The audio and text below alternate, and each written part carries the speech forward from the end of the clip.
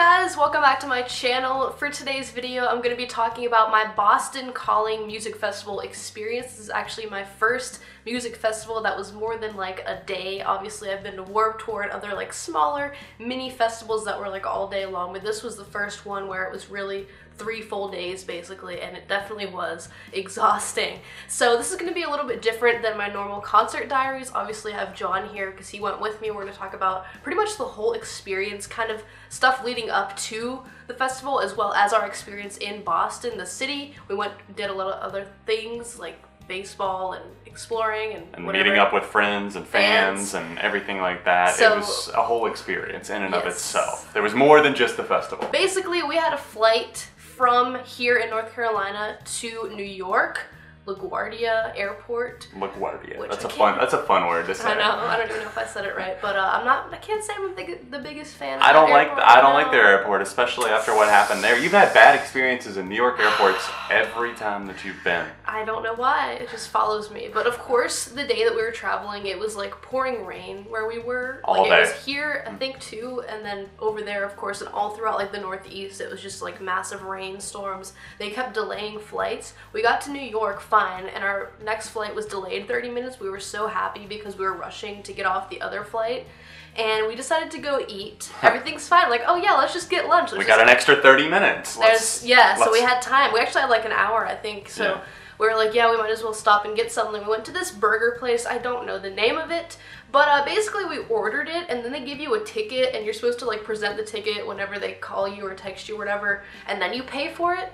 But they literally never made our food. Like, never. We waited there for how long? Like, at least almost 30. Probably 30 minutes, and we even waited beyond that because, you know, I was still checking my phone, and I was like, okay, you know, because our flight got delayed again. You never got a text. I never got a text saying, because they said, we'll text you whenever your food is ready, and I never got it. That was bullshit. At least we didn't pay for it, because that would be extra angry. But at this point, we're like, fine, whenever we have to get back to our gate, because the flight's going to take off in like a few minutes, or going to be boarding in a few minutes rather. And then we see that that flight was delayed. I don't know how long it was delayed. But and then almost instantly after that, canceled is what we saw that on was screen. What we were dreading. There were other flights to where we were going, but they were like an hour after, 2 hours after. And they were all sold out, and we were on standby with 28 freaking people in front of us. So there's no way that 28 people are going to give up their seat. So, and then the standby flight got canceled as well. So we had no options. And also we waited in line at American Airlines. But we heard a good idea while we were waiting in that line that we should have just done. There was a group of people in front of us that were going to Boston. They were going to the Red Sox game that we had tickets for. I bought tickets for back in February for Valentine's Day for him. And they were tickets for this night's game. For Keep in mind, while we're rushing during all this, it's a 7:10 game. It's like 3 p.m. at this point, and it's a 4-hour drive at least. And then like the flight's like almost 2 hours, so it's like, what are we gonna do here? We knew we weren't gonna get on standby basically. So I went up to the counter and they're like, yeah, this is a non-refundable flight. So basically we're screwed. And I'm like, how are we gonna afford to rent a car? We had to do that. Like, we had no other option because we didn't have a car. We didn't know anybody in Boston, obviously. We're not going to sleep in the airport. Right. You know, just to get on a flight the next morning and then miss out on even more stuff. So we're like, we have to rent a car. That's our only option. The rental car, like, area was so sketchy. It was one payphone, like, where you just dial all these random numbers to, like, different companies. And I thought it was going to be a much smoother process than that, but it was literally just one payphone, like, dial the number, you can barely hear, like, John's sitting on the floor on the phone. Because the cord, you guys probably know how tall I am, the cord doesn't reach far enough, so I'm like kneeling. The first two were totally sold out of cars, and they don't tell me that fact until I've been on the phone with them for a few minutes, of course, wasting more time. Yeah. Finally, I get through to Enterprise, and they're like, okay, we can hook you up, we've got a mid-sized car, we can get you in that for X amount. Yeah. Let's do it. That was the cheapest option for something that we could actually do. So I got on the road. It was still raining, and it was backed up to hell. The traffic. We were right outside of New York City. We passed by the Mets Stadium. It was like on the outskirts. Yeah, we were passing right by that, and we could see the traffic backed up. And Google Maps was showing that it was backed up for like an hour. Delay. It was like red for most of that drive. That would normally take about 4 hours. It took us like 6. Six. I think it was just a little over 6 hours. Also, one thing I forgot to mention, John. John forgot his phone charger on this trip, so that was another thing that was kind of pissing us off. Just like every little tiny thing that went wrong this day. It added up. It was like both of us like had like breakdowns. Like we were so angry, and I was like, why are we even doing this? Like, what's the point? We're gonna miss the game that I paid for. But luckily, we actually made it to Boston and got to the stadium. In the nick of time. And what did we see as we were walking in? Right as I walked in, I see my boy, who I'm sporting on the back of my shirt here. Andrew Benintendi of the Red Sox, for any sports fans out there. We went to the Red Sox game, walked in right as he hit a 2-run homer. So that was awesome to see a home run. Right as I walked in, the stadium was just lit up at that point, going crazy. That was awesome, and we were kind of buzzing at that point because finally something good was going on. And even though it was like misting a little bit, it wasn't like bad to the point where we super bad and we got to sit right behind. Oh yeah, that's right. Plate. We were very close because a lot of people already left, so we could just sit wherever. Basically, after that, we went back to our Airbnb that we had rented because that was the cheapest option. But we had a little bit of a tricky situation the first night there. Let's talk about, we were driving up to the apartment and it's pouring rain still. And it's street parking in Boston. Yeah, there's nowhere to park. So what did we do? What do we do? And I was like, okay, babe, I'm going to have to let you out. And you just run the stuff in because we really didn't have the ponchos out yet that we had brought. I couldn't find the key that he left at first either. He put it like under something and I like could not find it for the life of me. And it was pouring rain.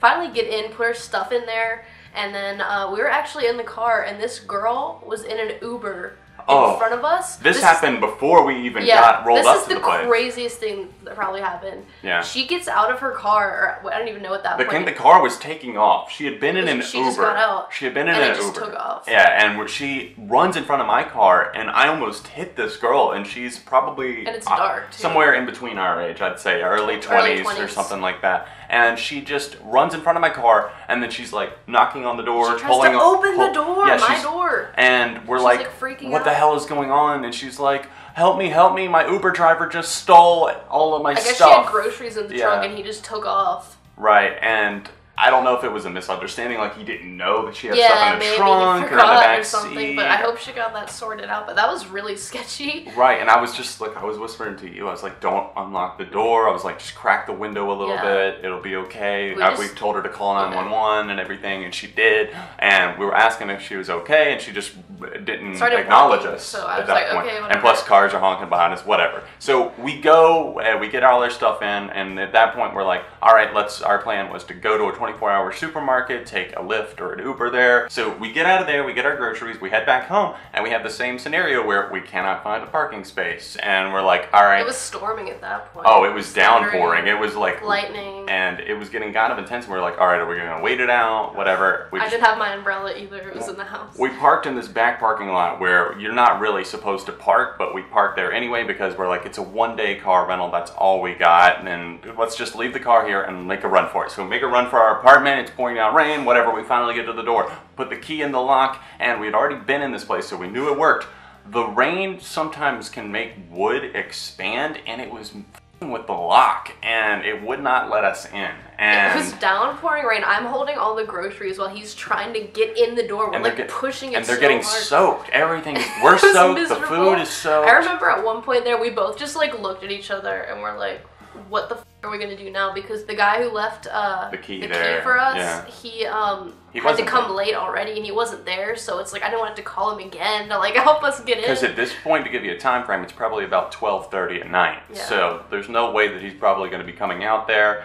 And there didn't seem to be any other tenants in the place at that time. I think they were still out. I think the guy came in later in the evening that night. But there's nobody to let us in or anything like that. Finally, I pull the door in just the right place and the lock turns and we get in. Finally. We're soaked. We just went to bed. Yeah, we dropped dead and we're just like, that's it. So next day, fast forward, things are looking better. It's not really raining at this point. It was cloudy, but it wasn't that bad. And we bought tickets to another Red Sox game. We got a really good deal on StubHub. Thank you to whoever was selling those on StubHub. Thank you for giving us a good deal. That you don't normally hear about fair stories on StubHub, but there we actually did. We got decent seats for the Red Sox game, sitting in left field, not too far, not the upper deck, but kind of closer to the field. Yeah, so that was great. Good seats. But we realized that we had to print the tickets out, and we couldn't do it on our phone. And obviously, there's no printer in this place, so we're like, all right, we're gonna have to go over to the library. So we go to the library and we're like, all right, we should probably get cash out, and there was an ATM right there just in case before we go in.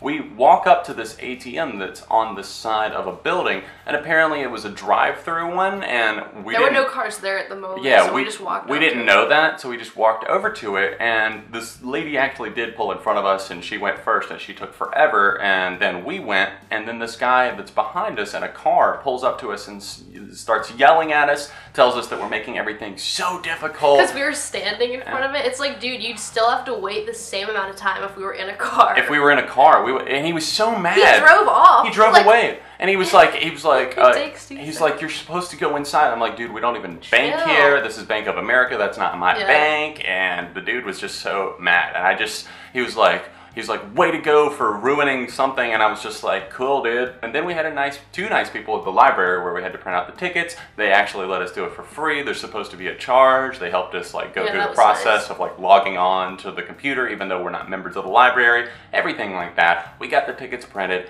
That's fine. Then Hannah thinks that she lost the tickets. We're in the car. We're in an Uber or a Lyft somewhere. I forget. I think it was on the way back from lunch. Right. Or on the way to lunch. On the way to lunch. Shake Shack. Yes, we went to Shake Shack, and it was incredible. Flash that picture up. Oh, God. That was an incredible lunch. Great shakes, great burgers. But on the way there, we thought that we had a ticket scare because John was like, do you have the tickets? And I was like, oh no, I handed them to you in our rental car. And I was like, I don't have them. I checked my little purse, and I was like, I didn't see them in there. I was like, I don't have them. And we had just dropped off the rental car, too, at the airport where we were supposed to turn it in, and we were in the lift from that to go to Shake Shack. And Hannah says, I said, babe, I told you to, I was like, please, I told you to put them in your little purse. You thought I was joking, because I was like laughing. I was laughing, and like I couldn't stop like smiling, because I was like, well, of course this happens. Like at that point, I was like, does anything else want to go wrong? Like I was like, you have to be kidding me. And I was like, if you left those somewhere, somebody will use those tickets. I was like, we have to go reprint them and show up super early. Which we did anyways, because we did tour the field. Still, but in that moment, you're scared, because you're like, never know. Where did those tickets go? I took my wallet out, and it was like crinkled up a little bit at the bottom. It was stuffed in the bottom. And I was like, oh my God. And probably my face after that was just like, great. We also that day, was it that day we went to Newberry Comics? Yes, it actually was. We went to Quincy Market. Someone I know told me to go there, and we checked out that area. The food smelled great. We didn't have time to stop and eat, but we ended up getting Shake Shack later, so that made up for it. But we went into Newberry Comics. This is where they are from. Somewhere where I've been wanting to go for a while. I'm sure you have. Oh, yeah. Pretty famous. They've got all these exclusives and that sort of thing, like on vinyl. But I ended up buying a copy. Hannah and I each bought vinyl. I got Weezer's Maladroit because I love that album. And, of course, we were going to see Weezer at Boston Calling. And Hannah got... I got Soul Punk by Patrick Stump, which is one that I've been wanting for years. It's like been at the top of my list forever. I just kept putting it off like forever, but I just saw it there. It was the only copy. I was like, it's meant to be. So after Newberry Comics, we rushed back to our place because we're like, we need to really get our shit together. We're going to see car seat headrests. And I had no idea to anticipate such a line at Boston Calling. It sucks though, because the other 2 days of the festival, it was not like this. We'll show the picture right here exactly what we were dealing with, but thank God I was like, I'm not going to let you miss one of the only bands that you were really desperate to see. Like that I already knew a lot of. Right. I was like, I can't let you miss Car Seat Headrest. I saw a couple of people like get out and like kind of walk to the left because there was this big open area on the left side. So I literally took your hand and you were like, what are you doing? And I was just like, just walk. We walked and walked and walked, and we walked almost to the front of the line. And there was nobody in those lines over on the left, so we just got in the back of those. And we got through relatively quickly. Probably everybody else had about another hour to go. It was ridiculous. We probably at least cut a sea of about 1,000 people. But the sad thing is we did miss... We missed 3 songs from Car Seat Headrest. They only played like 6 or 7. They played 7 total. We missed the first 3. So and a lot of the ones they played in the beginning were like some of my favorites. Like Fill in the Blank and Vincent. So that was definitely a tough blow because I would have loved to have heard both of those songs, but unfortunately, it wasn't meant to be. But luckily, though, during that set, we noticed there's a VIP section that's like on the left side of the stage. There's a girl standing there. You have to scan your wristband to get in, and it was basically open aside from that. and she like walked away at one point. For like, she was gone for like a good minute probably. Yeah. And so we just like snuck through there and went up to the very like front, almost at the very front of the stage. It was such a better view. Oh yeah, we were like bottom, like literally probably a row or two back from the front, like being right at the barrier. It was so nice. So we got to see like the end of Car Seat Headrest. It's not a race at all. We're just trying. I'm only trying to get on. Drunk drivers, put it out of your mind. Perish the thought, there's no comfort in responsibility. Drunk drivers. It doesn't have to be like this. It doesn't have to be like this. It doesn't have to be like this. Get away.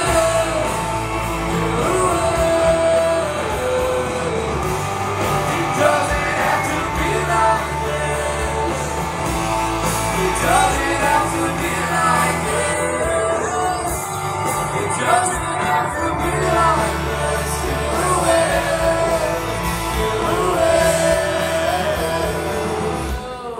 And then we got to see Mac DeMarco, and I was like, I definitely wanted to see him, but I had no idea how great of a set this would be. I'll talk about it more in my video, but Mac DeMarco is an excellent performer. I think even you had a great time. It was pretty funny. Not even, yeah, he's a funny guy. I mean, he was up there drinking wine, just like, making funny comments. And he asked for a lighter at one point, and like the whole crowd. Like there was like 50 lighters got thrown up. And then he said, "What else you got?" So people start throwing everything. But it was fun. Mac's set was honestly one of my favorite concerts that I have ever been to. I was hands down super, super thrilled to be there, entertained.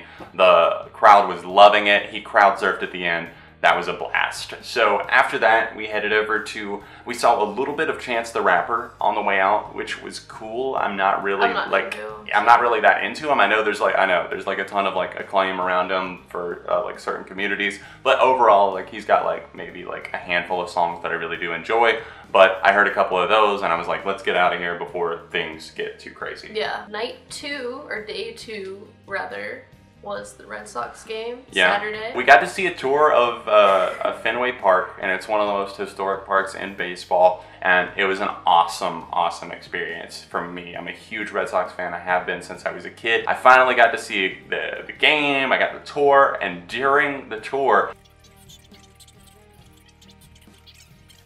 that was just something that was like starting to like, the trip was turning around from like the way it had gone. And Saturday, I think by far, we can agree, was our best. Oh, definitely. Best day. The game itself was also pretty fun. I was really cold at the time because it was hot in the sun, but like chilly where we were in under the shade. So. But the game was, I mean, it was great. It was they won. They won 6-0, and that was incredible. So it was a ton of fun, and from there we headed out to night 2 of the festival, where we had the likes of the 1975, the XX, and Mumford & Sons to see. And I didn't even realize it, but I was getting sunburned at that point. Oh yeah, you did get sunburned. It was barely sunny. We caught about half of the XX's sets. He really wanted to see that. I was dying. I'm not like super familiar, but it was also really muddy in that area. It was. There was 3 different stages for Boston Calling. The blue was to the far left, and then there was the red, and then there was the green all the way to the right. So we were at the red stage, and that was the one that easily had the messiest kind of field area for that, because it had just been trampled on by people walking all over it. If you've been to a music festival, I had before, I'm familiar with that sort of thing. I went to Bonnaroo in 2012, and we definitely dealt with some of the repercussions of rain. So we got to the XX's set, we found some grass to stand in, and honestly, it was a really, really enjoyable set. They were really doing their thing up there. I really like the vibe that they have, just very chill and melodic, and it was danceable. We had a good time just kind of rocking, vibing, and dancing to their set. And it's going all the time. I do myself aside to feel this weak, to be this nervous. You say something loving.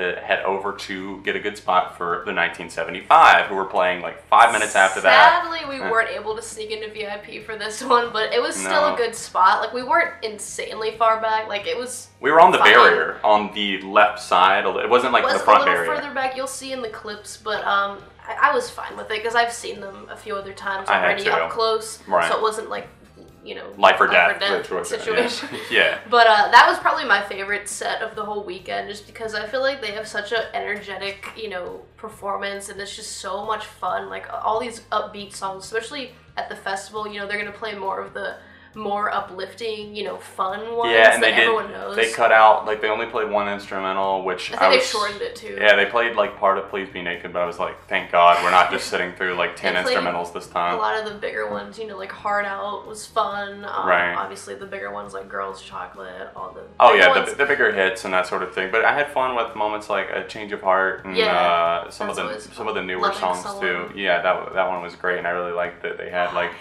the lighting effects for like the rainbow and everything. So it was so good. One complaint though, again, they did not play one of my favorite songs, Robbers.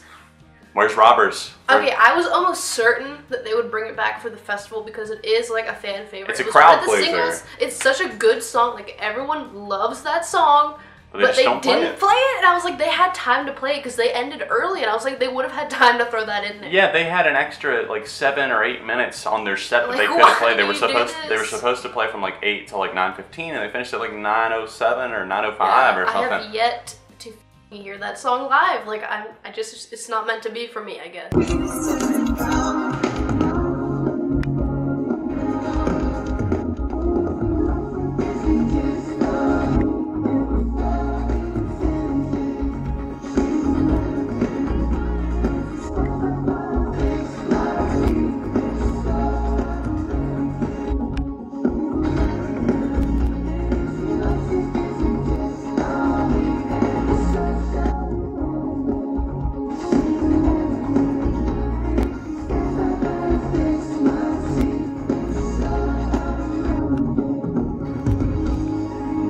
So from the 1975, we headed over to see Mumford & Sons, a band that...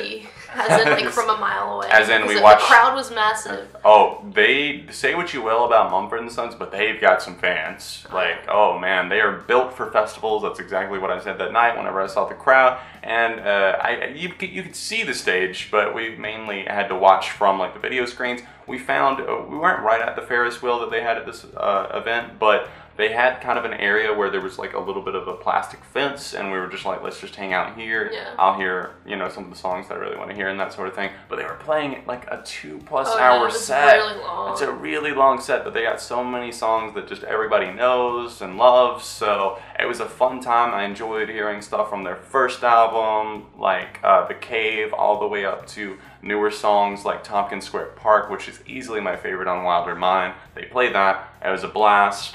Then we decided, once again, obviously, as we were going to do every night, you know, we're going to leave a little bit before the set ends so that the lift prices aren't surging through the roof. So we headed back to our place and ordered some food from one of those food apps that you can get delivered to your house. That's something that we actually became best friends with. I think it was Grubhub. Anyways, on to day 3 of the festival, where we had some cool stuff lined up, and this was our longest day for sure. Longest day. We had plans with a friend before that, and then we had Pup, Run the Jewels, Cage the Elephant, Weezer, and Tool, all to see in one day, in every set starting from, we had a little break in between Pup and Run the Jewels where we went back home to do a few things and get a change of clothes and that sort of thing, because it was getting cold. But we had, from that point on, only 5 minutes in between each set. So we were rushing around trying to catch everybody. But before that, the start of that day, our friend Brittany Butler, who you may know from The Voice, she does covers. She's on YouTube. Yeah, she does YouTube. And she reached out and was like, do you guys want to get lunch? We had some brunch, I would say. Yeah. That was pretty cool to like actually meet up with another YouTuber. We haven't really done that. Ever really. Right. So it was really cool to like sit down and chat for a while. We took some funny pictures too. It was really, really cool. We got to talk about music. We talked to her about The Voice and other stuff, just crazy concert experiences and that sort of thing. and we went to like a local Boston place, which was awesome, place that she frequents. So that was really, really fun. Awesome. It was nice to see and learn, I guess, a little bit about Boston, because we learned some on that tour. We saw a few historic monuments. I saw the David Ortiz Big Poppy Bridge, which was really, really cool. That just came into existence, I think, last year. So we definitely got to take in a little bit of the historical side of Boston. From the lunch and the brunch or whatever it was, we headed off to the festival, and yeah, we saw Pup. That was the first band that we saw, and their crowd was actually huge. Yeah. Like, compared to what I expected. Oh, it was a big crowd, and they were into it. They were really into it. Like, that was one of the most energetic crowds that I saw the entire weekend. Yeah. I would say them and Run the Jewels and Weezer had like the best crowds. So anyways, we saw Pup. I loved it. She's not a huge fan of the vocalist, but we both really like their musical style. Now I'm like, gonna get so many hate comments because you said no, I'm just saying, I don't dislike them. I'm just not like huge into them. I don't know. You like them? What it is. You like the music. It's like you with the story so far. Right. Like I like some of the yeah. Like everybody has their own preferences. So. But they were really good live. It was a ton of fun. They ripped through their set. A lot of cool stuff on their most recent album. Some from their album before that, which was awesome to hear. And the energy and octane was high. I was definitely feeling it and really into it as well.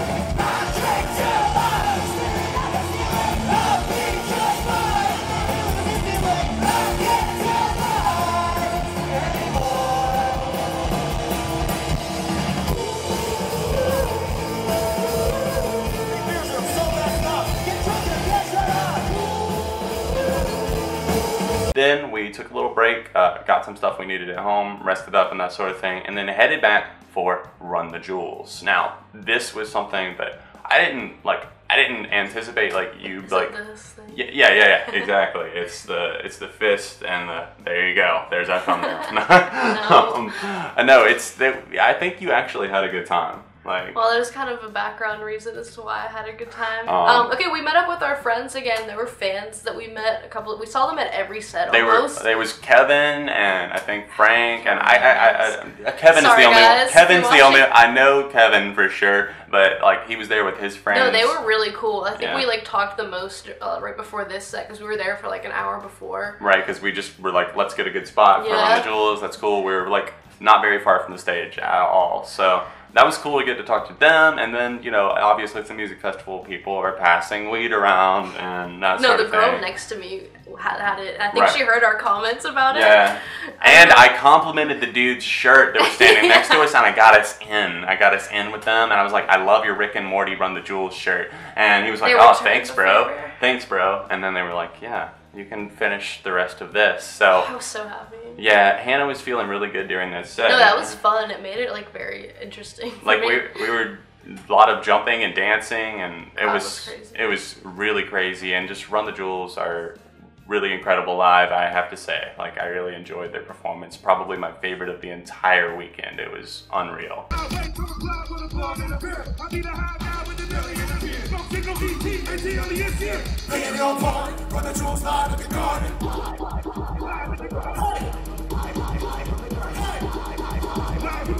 So from there, we headed over to Cage the Elephant for a little bit. You had to leave me because you had to pee or whatever, and I was just sitting on the ground, like, and I was still really high, so I'm just like, I don't know what's going on right now. I hope I don't get lost. Vibing with the start of their set, and we saw like not too far into their set because we were just like, let's get over for Weezer. And honestly, Cage weren't bad, but like they just seemed like they were a little bit like on autopilot. I wasn't really feeling it, so I was like, let's just go get a good spot for Weezer, and we did that. We got a a great spot. We were like probably only like maybe 8 rows back or something like that. Awesome. And it was really, really a fun experience. That was a great set too. I've seen Weezer 3 times, and that was the best that they've sounded. This is my 3rd time too. Yeah, I think that was the best I've heard them sounding. They were playing like all kinds of stuff. They were playing some stuff that we didn't even like had never heard live. Yeah, like before. There were a few that they didn't play at the last. They played Dope Nose, which was really cool.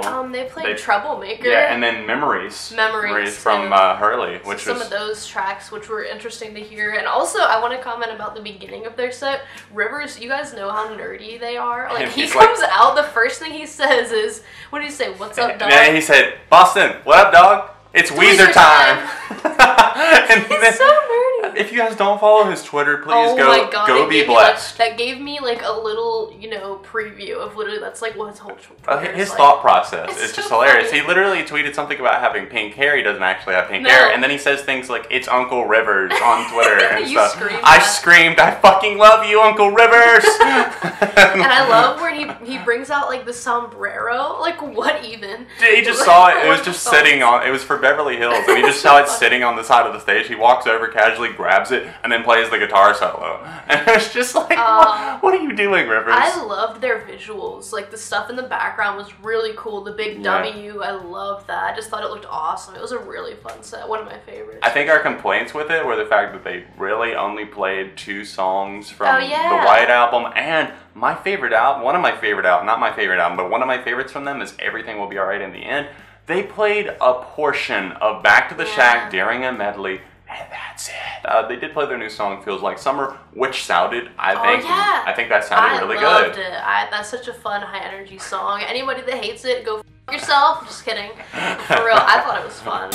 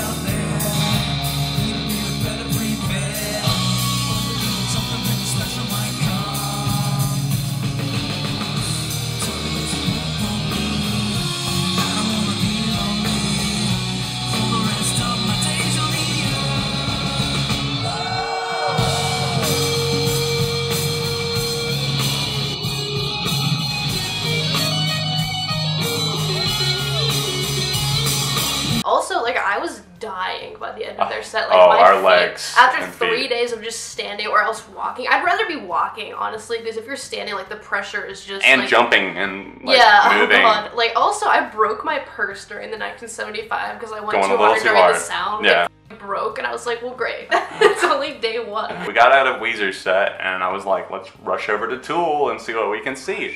And at this point, rushing for us, because we were so tired, was like moving for a little John bit. walks faster because he has bigger legs than me, and I'm just like, wait. Wait, I'm like pulling behind. I'm pulling. dying. I'm like giving you a toe. And we got over there, and we were like, we have to sit down. They weren't playing. They weren't playing a song that I knew at that point. We also should talk about the day the crowd that day was so different looking compared to the last 2 days. The first 2 days it was like indie people, like our age, like younger girls, like and all that kind of stuff. The day that Tool were playing, it was all these older, muscular dudes with big beards and like tons all of Tool shirts. all tatted up. Yeah. Everybody had a It Tool was shirt. so It was weird. intimidating, honestly. There was a huge crowd like that. That and Mumford and Sons were probably the 2 biggest. I also thought it was interesting that during their set they did not allow them to film on the screens, and the singer was like hidden in the back. He was like in the shadows, and it's very. It's It's all about like that band is just not. music. They're about like their music, and they've definitely got like a lot of strong They don't care stances about on that image things. or whatever. Yeah, they don't appear in any of their music videos. I think maybe one music video they ever appeared in, and that was earlier in their career. But they really just don't like do many interviews and things like that. They're very kind of mysterious, and a lot of that is in accordance to just following along with their lead singer Maynard and what he wants. But anyways, I got to see them definitely play a couple of songs that I really enjoy from them, like Sober. I believe they played The Pot, if I'm not mistaken, and I did not get to see my favorite song, Vicarious, which We just didn't want to wait. I couldn't. I was We were exhausted. I was so tired, and I was like, I want to hear this song, but let's just. not even They worth still it. had like 30. And their songs are very long. Yeah, too, they're so- like they're between like 5 and like 10 minutes normally, and I just they had another like 45 minutes. They were playing like a 2+ hour set. And I it's couldn't not do it. like we could look up the set list because they There was didn't no- play enough, and there was no service. Like Right. I literally couldn't connect to anything while Right. we were there. Like all my Snapchats sent after the fact, all my texts. Like thank God we didn't lose each other Right. because couldn't get a hold of each other, and mine was worse than yours because I literally yours would just go go really slow sometimes. Yeah, eventually. Mine literally either said like the 1X thing where you have barely any service, or else no service the entire time. I have Verizon. Like, I thought they were supposed to have more coverage in more places. People in one spot, it was just hogging like all of the lines and everything. I would love to know how many people actually attended, but overall, that was like the close to our time. We got out of there. We had to walk so far, but that's what I was about to get to. Okay, yeah, you have to walk too, because at night on the second and third nights they closed off the streets. And so you have to walk like a mile to get to the Uber area. And, the Uber, they have an Uber and Lyft area, and it's confusing as hell. But the last night while we're walking out, this guy is out there, and I meant to tell you, I saw a picture of that guy. Really? I clicked a set of photos from Boston Calling, and somebody had snapped a photo of him slinging t-shirts outside of Boston Calling, and he was a really nice guy, and he was like selling t-shirts. I think he had screen printed them at the show, or they had a screen printing area where I don't know if he did it there, he did it somewhere, but right. But show off your shirt that you got. I like this design better than the ones they were selling. They were selling them at the show, and they were so overpriced. Oh, they were like, they were like $40. You can see all the bands, and you got this the daily lineup here and everything, so you can actually see who played what day and that sort of thing. Like later in a couple years, to remember. Looking back and saying like, oh, okay, awesome. So their hoodies were $70 at the show. I wanted one of those originally, and I was like, never mind. And $40 or $35 for the t-shirts, which I don't get it. They weren't even that good either. They didn't have the dates, or they didn't have the lineup. I mean, I don't get it, because places like Hot Topic and JCPenney sell t-shirts for so cheap of like similar things and like band shirts and that sort of thing. But bands on tour sell them for so much money these days. I mean, even 5 years ago when I was going to shows, t-shirts were $20 or $25. I still don't have a 1975 shirt because they're so expensive. I just can't afford it. Every time I go to a show, I'm like, oh, I'll get one this time, and it's just like $40 or $35. Right, minimum. And I'm like, come on. But so we were like fed up with the prices. The only thing, the only piece of merch I bought the whole weekend was I bought our Run the Jewels 3 on vinyl. They had a gold vinyl there, which was awesome. Didn't you get the XX shirt? I did get the XX shirt because it was only $20. Yeah. The XX shirt. That was the only $20 shirt there. So that was cool, but we were like on the way out, I had $6 in my wallet, and the t-shirt guy... He was trying to get us to buy it, and I was like, I literally don't have any cash. He didn't have any cash. I had $6. He opened his wallet, was like, I literally have $6. He's like, you know what? I'll do that. And that was so nice. Yeah, because he was selling them, he was trying to get $10 out of them. I mean, I felt bad, but I literally didn't have any other cash, and I know, like, okay, maybe that hurts the festival's t-shirt sales, but the festival's t-shirts are so expensive. He was a genuine guy. Yeah. I mean, I don't care. It's still Boston Calling. Like, it looks better than their shirts. And that was the end of our Boston experience. It was a great time, guys. I would definitely recommend going to a music festival. I want to go to more. Like, I know there's so many that are happening this year, but they're just so much out of reach and too expensive. Yeah, we just can't afford really to do another one. The next time there is one that we can drive to, maybe, that has like a ton of bands or artists that we both want to see, I think we should definitely do it. It's like very fun. It is exhausting with standing and walking, but it's so much fun because you get so much out of it. And for anybody thinking about going on, I mean, we obviously had, make plans and plan in detail. Yes. We did that, but it was just like sometimes you just don't really know what to expect. Especially with the weather. You cannot predict things like that. I was expecting it when I used to think about this weekend, like months ago. I was like, oh, it's going to be so hot and sunny, and like, no. No, it was in the 50s most of the weekend. So it was nice on Saturday. That was probably the nicest day that we had. But it was a great time. I'm glad we did it, I am too, and it got much better after that first like day and a fourth. Day and a half, whatever. Day and a fourth, it got better. Things were looking up, and we had a great time. So yeah, that was our experience at Boston Calling Music Festival, and really, obviously, just Boston in general. I'm doing one on my channel as well. You should go check that out. There'll be a link down below, and make sure to subscribe to my channel if you haven't already. Leave a like on this video if you did enjoy it. I know it was so lengthy, but if you watched till the end, thanks so much. I just kind of wanted to vent about everything and share my experience with you guys. But that's going to be it for me today. I will see you guys next time.